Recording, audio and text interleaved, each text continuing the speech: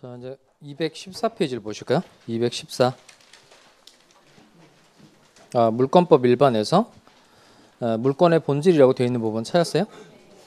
근데 지금부터는 이제 물권 채권 내용을 조금 공부를 해보도록 하겠어요.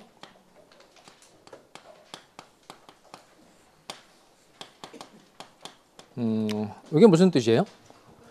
갑이 건물 소유자다라는 뜻인데, 이 사람이 건물을 신축을 한 거예요. 건물을 신축하면 신축한 건물에 대해서 갑이 소유권 취득하죠. 하나 생각해 봐야 될 게 뭐냐면, 대부분의 건물 신축하고, 그리고 맨 처음 하는 단계가 소유권 보존 등기죠.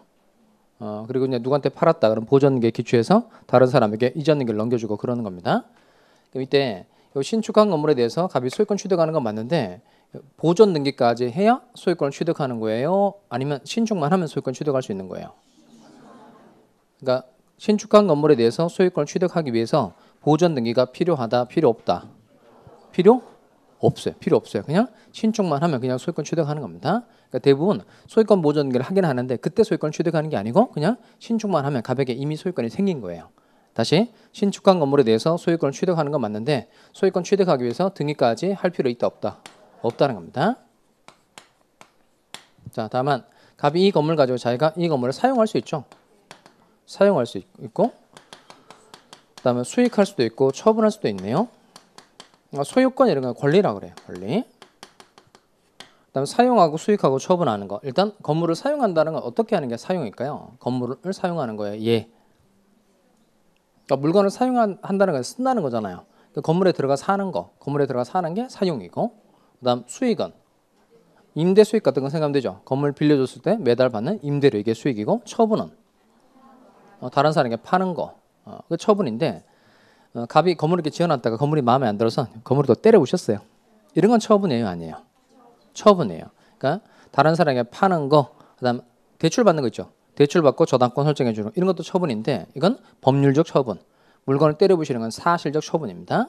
그러니까 처분은 법률적 처분도 있지만 사실적 처분도 있다는 거예요. 파는 거, 때려 부시는 거 다 처분인 거예요. 다만 처분 행위는 아무나 할 수 없고 처분 권한 가지고 있는 사람만 처분 행위를 할 수 있어요.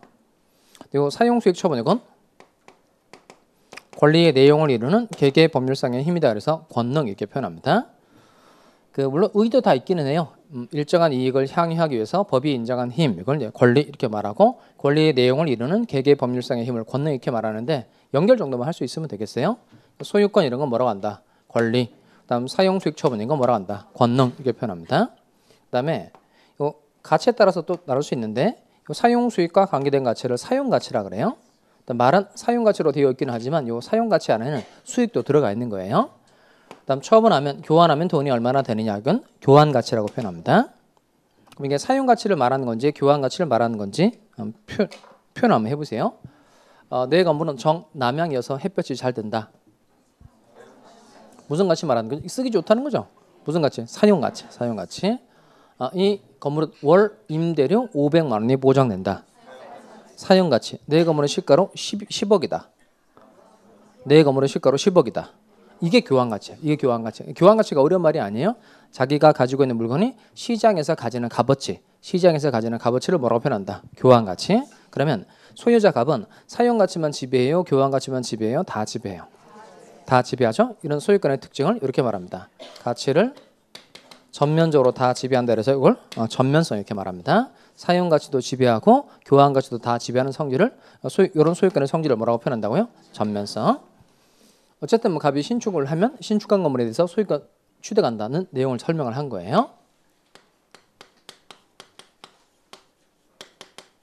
근데 예전에 건물을 신축을 해놓고 이 건물을 을한테 팔려고 하는 거예요. 그럼 다른 사람에게 팔려고 하는 게 처분이라고 그랬죠. 그럼 아까 신축한 건물에 대해서 소유권 취득할 때는 등기 필요해요? 필요 없어요? 필요 없고 다른 사람에게 팔아먹으려고 하는 겁니다. 이때는 등기를 해야 돼요? 할 필요 없어요? 해야 돼요.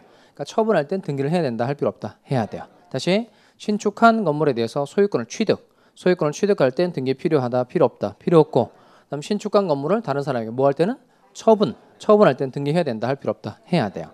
그럼 이때 을이라는 사람에게 이제 팔려면 이때는 갑이 등기를 해야 되는데 갑은 무엇을 원인으로 어떤 등기를 해야 된다는 뜻일까요?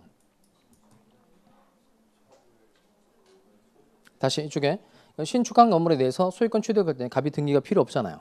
그러니까 이 건물을 을에게 이제 팔려고 하는 거예요. 이때는 등기해야 된다 할 필요 없다. 해야 돼요. 그럼 누가 무엇을 원인으로 어떤 등기를 해야 된다는 뜻이에요. 누가? 갑이 을이가 아니고 갑이 무엇을 원인으로? 매매가 아니죠. 매매 아니고 신축을 원인으로 자기 앞으로 무슨 등기를 하고 소유권 보존 등기를 하고 을에게 팔아야 한다는 뜻인 거예요. 이해하겠죠? 자, 그럼 이제 자기 앞으로 신축을 원인으로 소유권 보존 등기를 하고 이제 을에게 팔았어요. 자, 그러면 이때 지금 보려고 하는 건 매매 계약 체결한 거예요. 매매 계약을 체결했다 그러면 갑은을한테 뭘 해줘야 되죠? 건물 소유권을 이전해 줘야 되고 을은 뭘 지급해 줘야 되죠? 대금 지급. 그럼 이때 매매 계약 체결한 경우에 갑의 권리는 위에 거예요, 밑에 거예요? 갑의 권리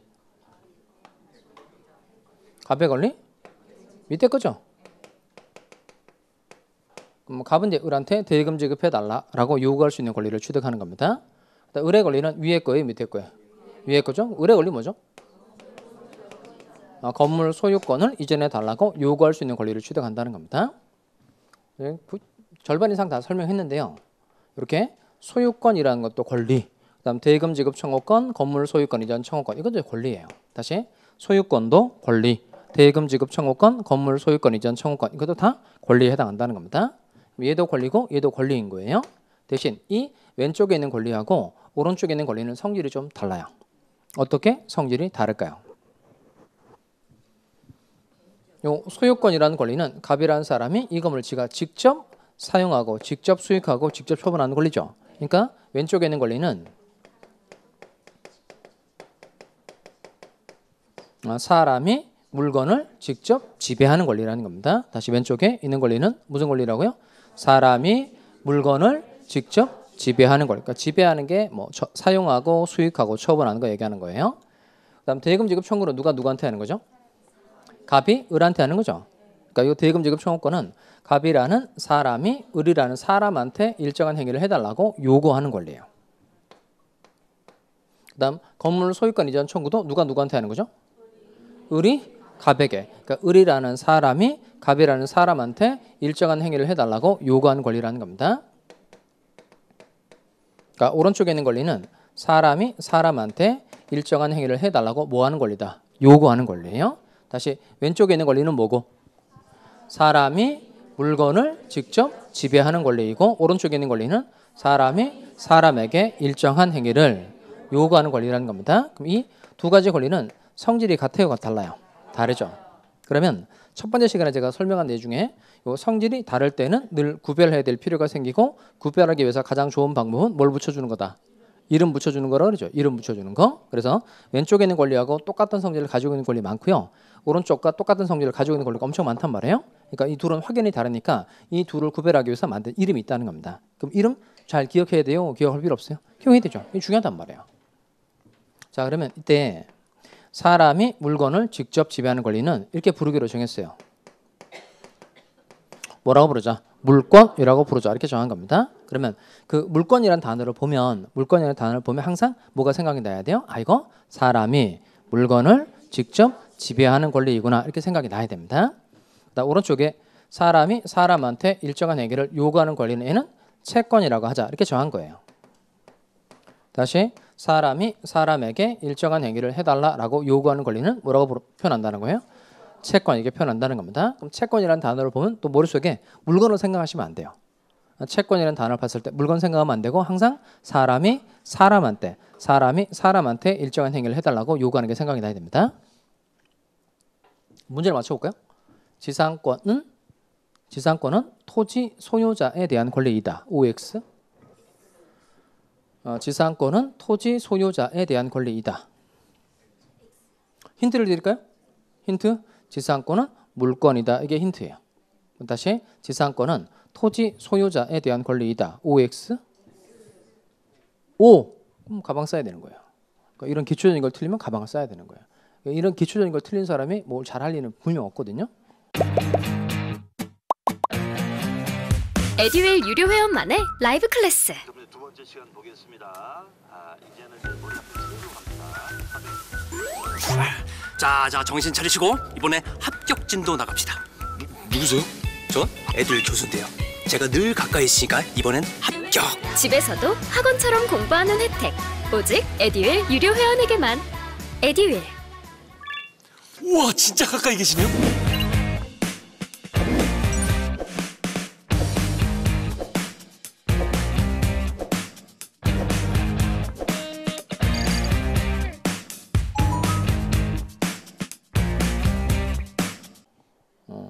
그러니까 다시 지상권은 물건이다. 그랬죠?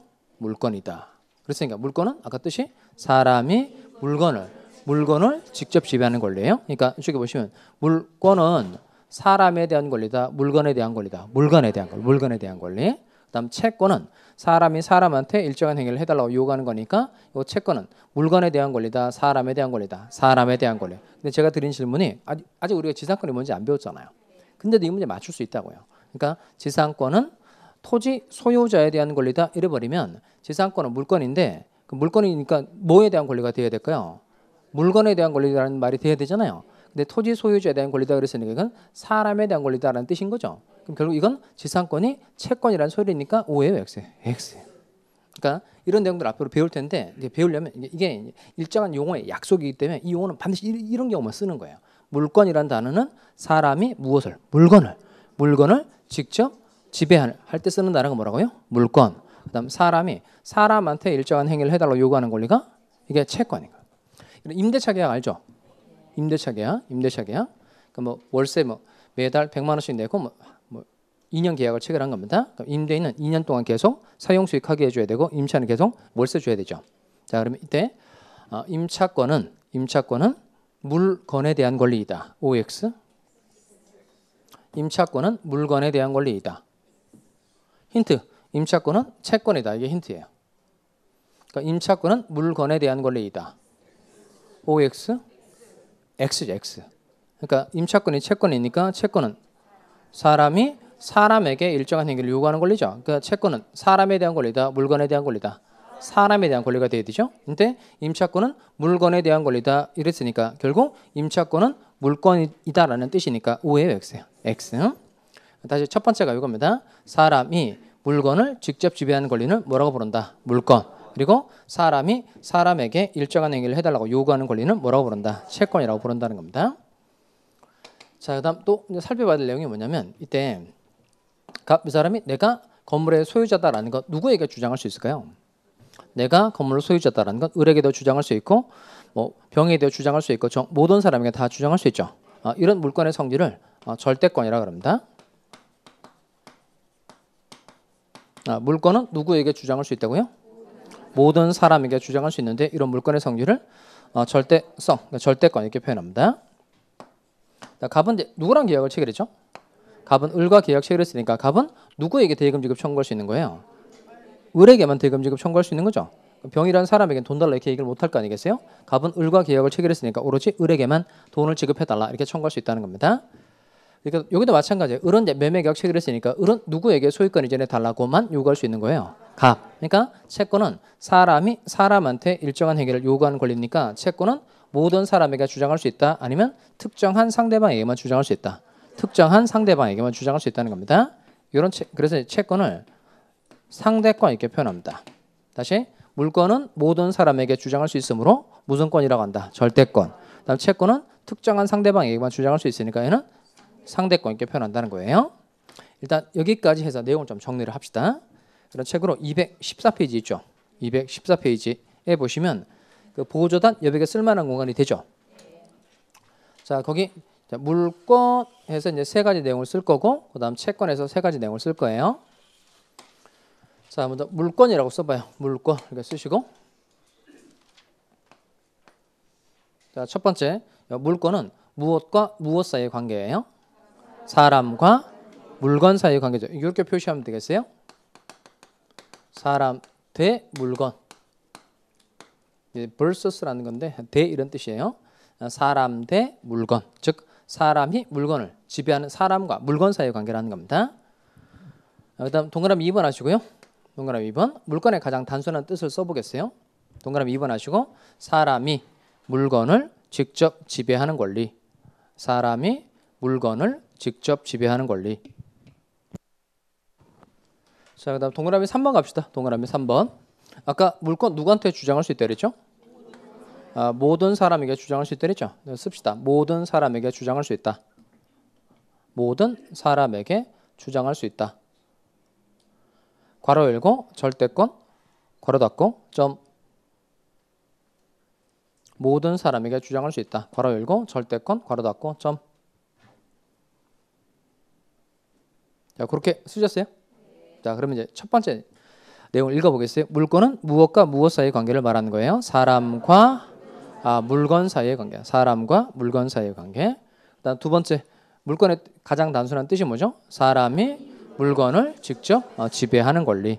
그다음 세 번째, 물건은 모든 사람에게 주장할 수 있다. 그래서 물건은 무슨 권이다? 절대권. 자, 그다음 채권 정리해 보겠어요. 채권 해서 3개 쓰도록 하겠습니다. 채권은 사람이 사람에게 일정한 행위를 해달라고 요구하는 거예요. 그러니까 채권은 무엇과 무엇 사이의 관계일까요?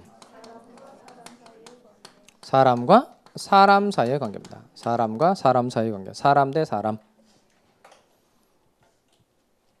자, 그다음 채권의 뜻 해봅시다. 채권의 뜻. 그냥 사람이 사람에게 이렇게 하시면 돼요. 사람이 사람에게. 그러니까 특정인이 다른 특정인에게 이렇게 돼 있는데 그냥 쉽게 사람이 사람에게 일정한 행위를 사람이 사람에게 일정한 행위를 요구하는 권리. 사람이 사람에게 일정한 행위를 요구하는 권리. 그다음 동그라미 3번에서 채권 아까 누구한테 주장할 수 있다 그랬죠? 특정한 상대방에게만 주장할 수 있다. 특정한 상대방에게만 주장할 수 있다.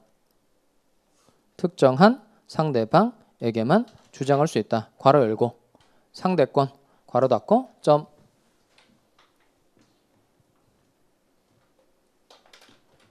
자, 여러분 쓴 거 읽어보겠어요. 다시. 자, 채권 첫 번째는 뭐죠? 사람과 사람 사이의 관계. 그다음 채권의 가장 단순한 뜻이 뭐라고요? 사람이 사람에게 일정한 행위를 요구하는 권리. 그다음 세 번째, 채권은 특정한 상대방에게만 주장할 수 있다. 그래서 채권은 무슨 권이다? 상대권. 자, 좋아요. 이제 펜 넣으시고. 자, 그럼 요 물건은 사람이 물건을 직접 지배하는 권리라는 겁니다. 저는 그 부동산 하는 사람들이 좀 쓰지 말았으면 하는 말 중에 하나가 뭐냐면 한번 해봐요. 소유권, 뭐 저당권 이런 거 물권이라고 하죠. 물권. 그다음에 뭐 자동차, 건물, 토지, 책상 이런 것들은 다 동산, 부동산 다 합해서 물건이라고 하죠. 그러니까 물권은 사람이 무엇을 물건을 직접 지배하는 거잖아요. 사람이 물건을 직접 지배하는 권리. 나는 부동산 하는 사람들이 맨날 하는 얘기 중에 요즘 물건이 없어서 계약을 못해. 물건이 없어서 계약을 못해. 그런 얘기를 많이 한단 말이에요. 입에 붙어가지고 물건 작업 좀 해봐. 그럼 물건이 없어서 계약을 못해. 그럼 뭐가 없다는 거예요? 위에 게 없다는 거예요. 밑에 게 없다는 거예요. 야, 김 실장 오늘 TM 작업해서 물건 작업 좀 해. 그렇게 말하거든요. 물건 작업 좀 해라. 그러면 물건을 말하는 거예요. 물건을 말하는 거예요. 다 이걸 말하는 거죠. 물건이 없어서 계약을 못 한다니까. 그러면 다 얘가 말하는 거죠. 그냥 물건 이렇게 말하면 될 텐데 왜 이렇게 발음을 할까? 얘는 이제 소리 나는 데를 쓰면 물건 이렇게 소리 나는 데 쓰잖아요. 얘는 물건이라고 발음하는 거고. 근데 물건 얘는 물건. 우리 그 직원들이 인터뷰 한단 말이에요. 인터뷰 이제 들어가면 뭐 애들 그 동문회 사람들하고 이제 같이 연결하게 돼서 물건 작업하기도 쉽고. 우리 이제 그걸 이제 인터뷰를 떠가지고 온 거예요. 그럼 이제 이 친구들 잘 모르잖아요.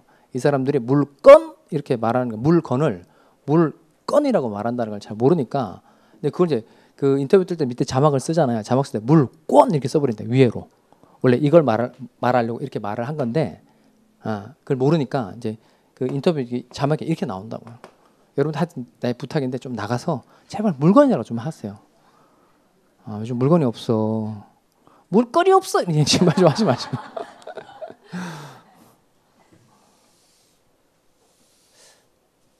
뭐 매도자, 매수자 이렇게 부르는 건 뭐 상관없는데 뭐 사람 뭐 매도인이나 매도자나 약간 어감상 차이가 있긴 한데 하여튼 걔는 뭐 헷갈리진 않잖아요.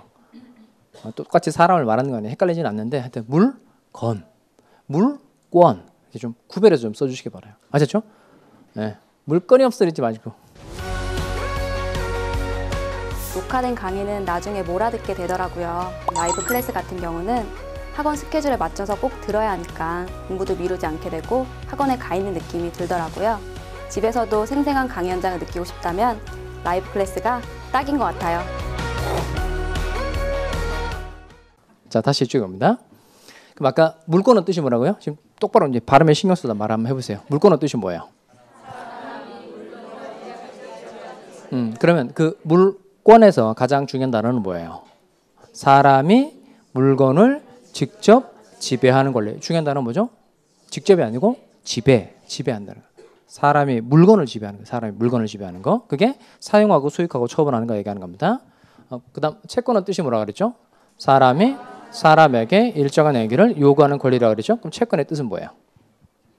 채권의 가장 키워드는 뭐죠? 채권은 요구자가 들어가야 돼요. 채권을 말할 때는 반드시 요구라는 단어를 사용해야 됩니다. 물건을 말할 때는 지배라는 단어를 말해야 되고.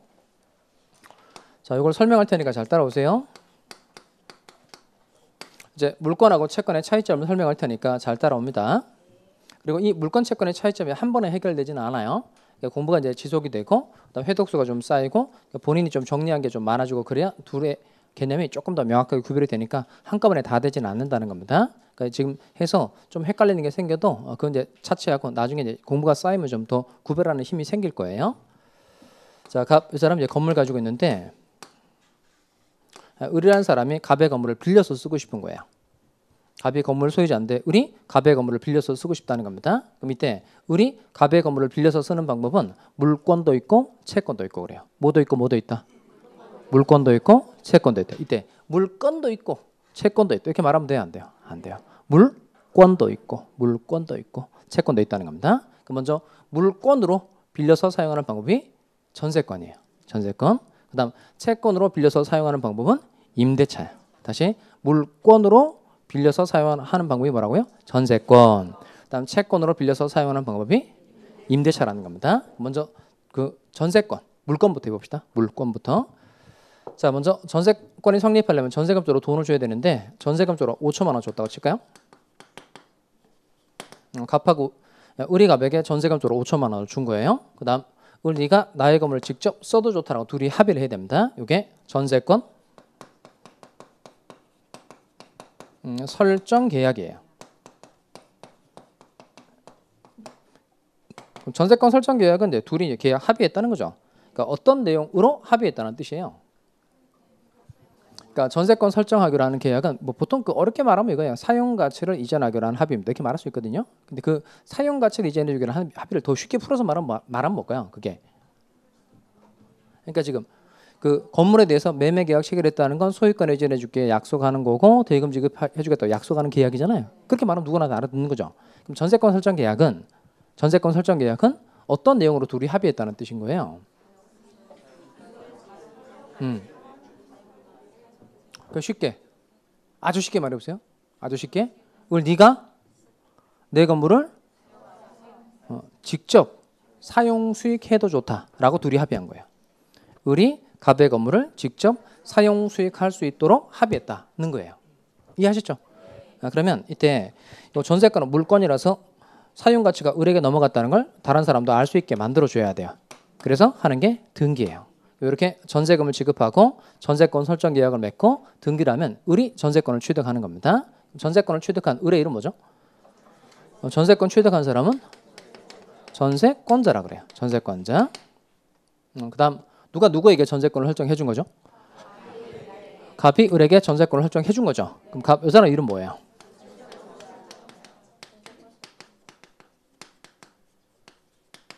갑은 전세권 설정자예요. 특히 을을 조심하시기 바랍니다. 을은 전세권을 설정한 사람이에요? 전세권을 설정받은 사람이에요? 을은 전세권을 설정받은 사람이 되는 거예요. 자, 그럼 이제 이걸 을을 주어로 해서 해봐요. 을을 주어로 해서 을은 이렇게 해서 이제 그림을 설명 한번 해봐요. 을은 얼마를 주고? 전세금으로 5천만 원을 주고 그다음 그 소유권 귀속 관계를 밝혀야 됩니다. 갑소유 건물에 대해 전세권을 설정 받았다 이렇게 말해요. 하였다 이렇게 말하면 안 되고 받은 거예요. 갑이 해준 사람이에요. 을은 받은 사람이고 다시 을은 전세금으로 5천만 원을 지급하고 주고 갑소유 건물에 대해 전세권을 설정 받았다. 그다음 이건 갑은으로 한번 해서 해봐요. 갑은 을로부터 전세금 5천만 원을 받고 소유권 귀속관계 밝혀줘야 되니까 자기 소유 건물에 대해 이렇게 말하면 되죠. 자기 소유 건물에 대해 을에게 전세권을 설정하였다 또는 해주었다 이렇게 말하면 돼요. 갑은 전세권을 설정해 준 사람인 거예요. 자, 그럼 이때 첫 번째 질문을 드리도록 하겠어요. 자, 그러면 전세권자 을은 갑의 건물을 직접 사용 수익하는 거예요? 아니면 갑에게 사용 수익하게 해달라 요구하는 거예요?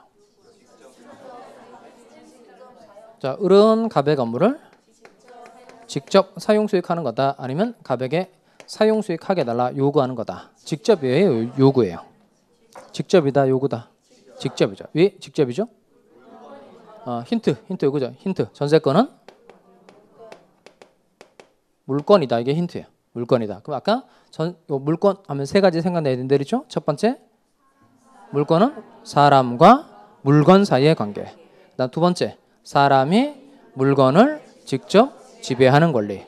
그다음 세 번째, 물건은 모든 사람에게 주장할 수 있다는 겁니다. 그러니까 전세권이 물건이니까 전세권자 을은 갑의 건물을 직접 사용 수익하는 거예요? 갑에게 사용 수익하게 해달라 요구하는 거예요? 직접 사용 수익하는 겁니다. 근데 문제는 뭐냐면 을이 건물에 들어가 살다 보니까 건물이 이제 그 외벽에 이제 금이 이렇게 갔어요. 그럼 금을 이제 수리를 한 겁니다.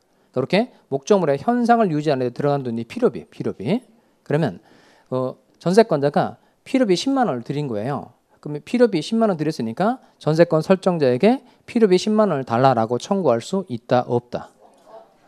전세권자가 전세권 설정받고 건물에 들어가 사는데 건물이 이렇게 이제 깨진 거예요. 또는 도배가 이제 낡아서 이걸 수리를 했다는 겁니다. 수리비 10만 원 들어간 거예요. 그럼 전세권 설정자에게 10만 원 줘라고 청구할 수 있다 없다? 없어요. 왜 없을까요? 그럼 이때 전세권자는 전세권 설정자에게 사용 수익하게 해달라 요구하는 사람이 아니죠. 자기가 직접 사용 수익하는 거예요. 그 갑이 뭐 도와주고 이런 행위가 필요 없단 말이에요. 그러니까 자기가 직접 건물을 사용 수익하니까 목적물의 현상을 유지하는 데 들어가는 돈은 당연히 전세권자가 부담해야 돼요. 전세권 설정자가 부담해야 돼요. 전세권자가 부담해야 돼요. 따라서 전세권자는 설사 필요비를 드렸다고 하더라도 필요비에 대해서 전세권 설정자에게 상한 청구를 할 수 있다 없다? 없다는 겁니다. 왜냐하면 전세권이 뭐기 때문에 그런 거예요? 물건이기 때문에. 을이라는 사람이 건물이라는 물건을 직접 지배하는 거니까 현상 유지하는 데 들어가는 돈도 그냥 누가 부담하는 거예요? 전세권자가 부담하는 겁니다. 자, 이번에는 우리 전세권자로 사용 수익하고 있다가 갑이 이 건물을 병한테 팔아버렸어요. 병이라는 사람에게 팔고 소유권 이전 등기가 병에게 넘어간 겁니다. 그러면 이 건물 소유권이 누구에게서 누구로 넘어갔죠? 갑에서 병으로 넘어갔죠? 갑에서 병으로. 그럼 밑에 병이 취득한 소유권은 물건이다, 채권이다? 물건이죠. 왜 물건이죠?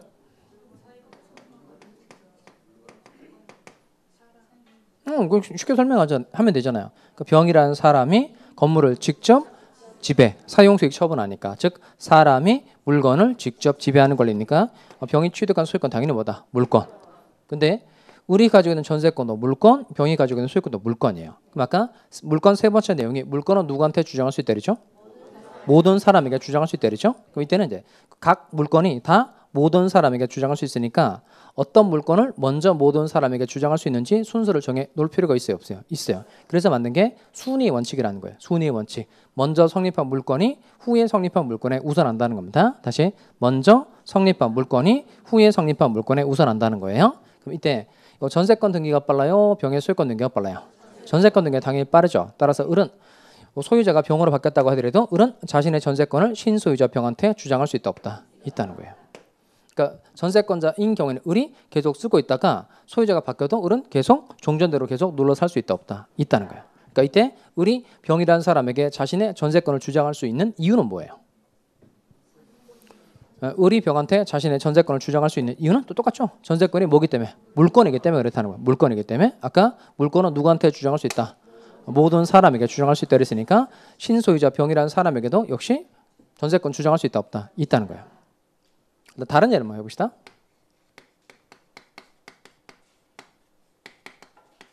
자, 이게 무슨 뜻이에요? 갑이 건물 소유자다라는 뜻이라고 그랬어요. 자, 이번에 이제 이 사람이 갑의 건물을 똑같이 빌려서 쓰고 싶은 거예요. 그럼 아까 빌려서 쓰는 방법은 뭐도 있고 뭐도 있다 그랬죠? 물권도 있고 채권도 있다 그랬어요. 그럼 먼저 물권으로 빌려서 사용하는 방법이 전세권, 채권으로 빌려서 사용하는 방법이 이게 임대차.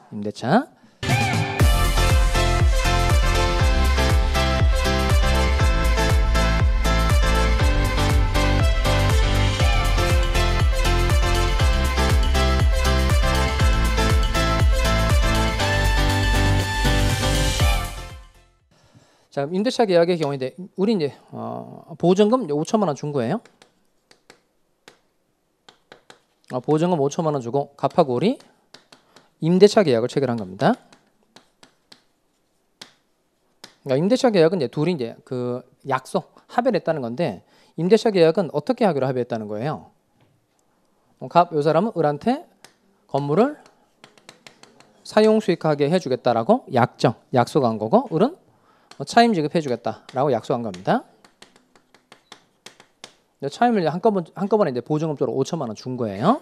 자, 그러면 이때 요 임대차 계약 체결한 경우에 요 임차인의 권리가 뭐죠? 을의 권리가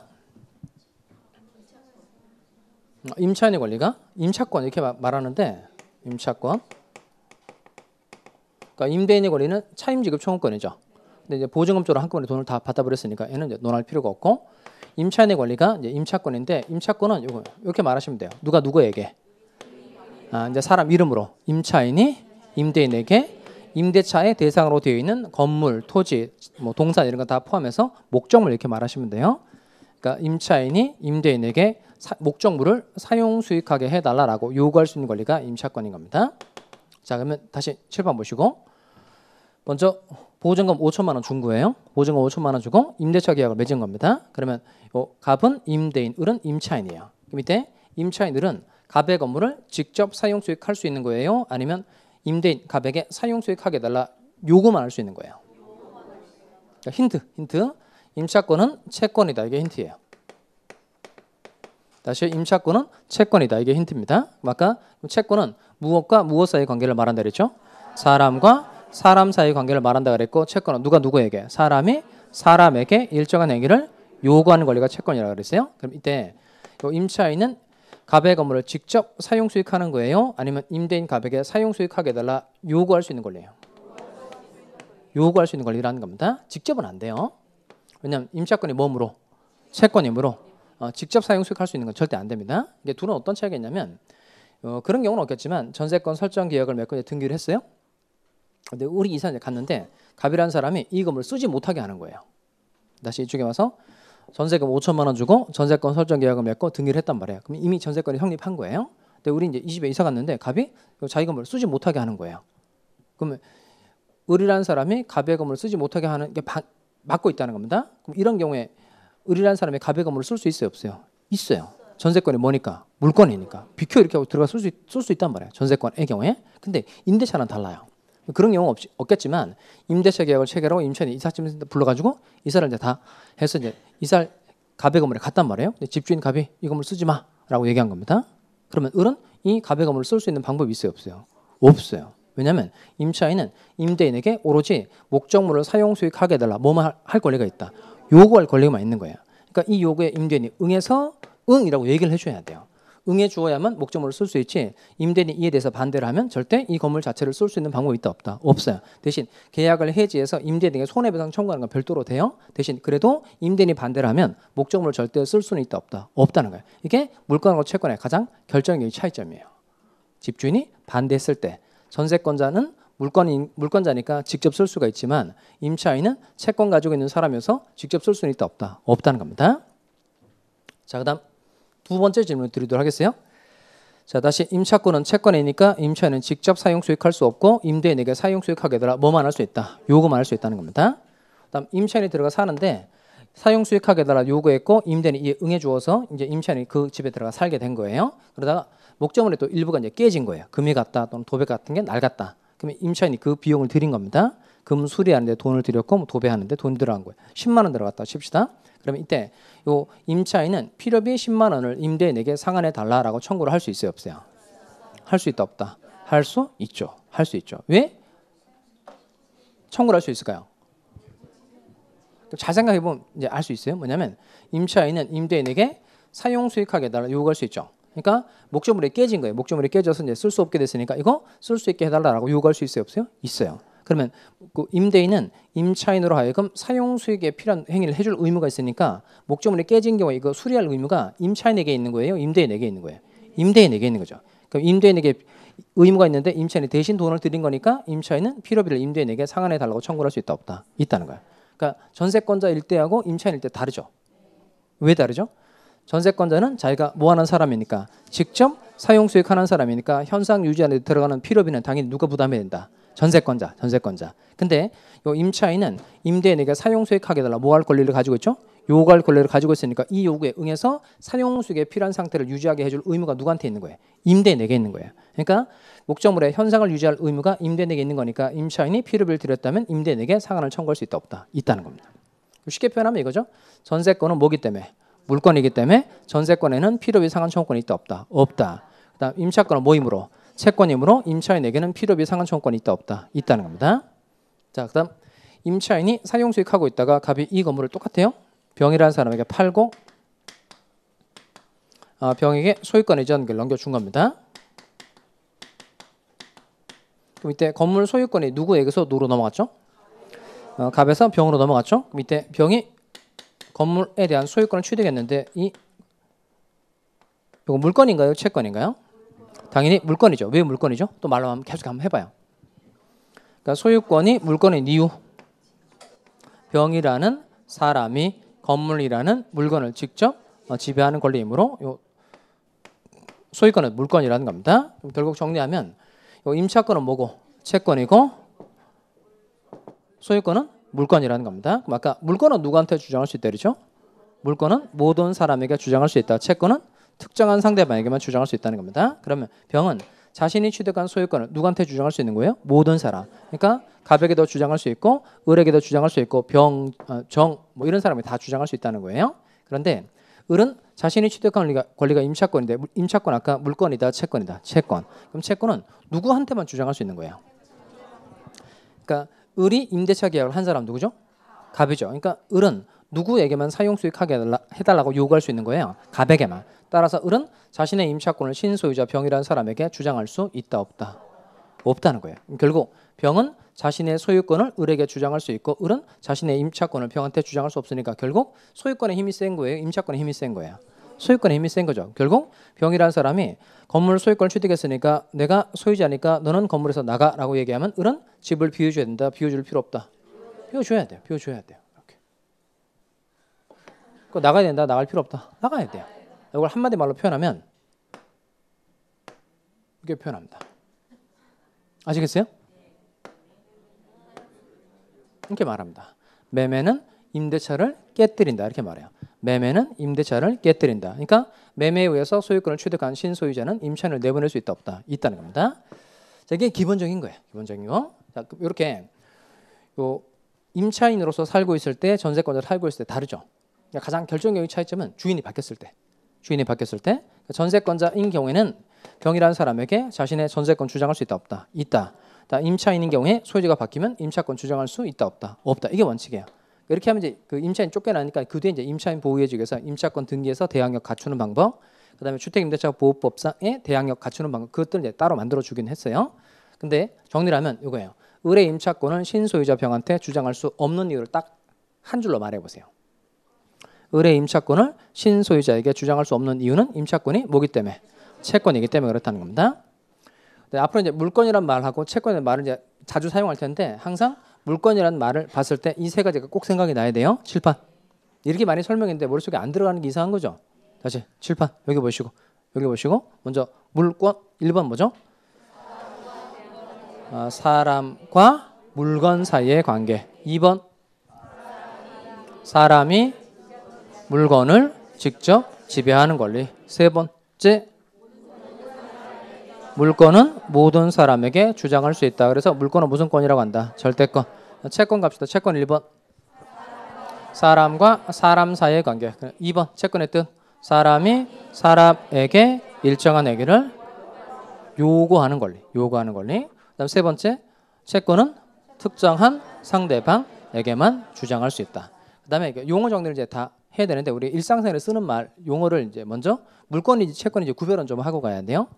우리가 보통 그 월세 이런 말 쓰죠. 월세, 월세. 그 얘는 물건이에요, 채권이에요. 얘는 임대차 말하는 거예요. 임대차 말하는 거니까 채권, 채권, 채권. 그다음에 전세, 전세 이놈의 문제죠. 전세, 물건이에요, 채권이에요. 채권이에요, 채권. 그러니까 얘도 임대차를 말해요. 임대차, 임대차. 반전세, 반전세 알죠? 물건, 채권. 채권, 채권. 그러니까 우리가 일상생활에 쓰는 전세, 월세, 반전세 이런 거 다 임대차를 말하는 거니까 걔네들은 다 채권인 거예요. 그다음 전세권, 전세권 이게 물건인 거예요. 그러니까 전세하고 전세권하고 같다 다르다. 달라요. 다시 전세는 임대차로서 뭐고 채권이고 전세권은 물건에 해당한다는 겁니다. 구별되시죠? 자, 여기까지 해놓고 뒤에 이제 물권법의 기본 원리 내용 좀 살펴보도록 하겠어요.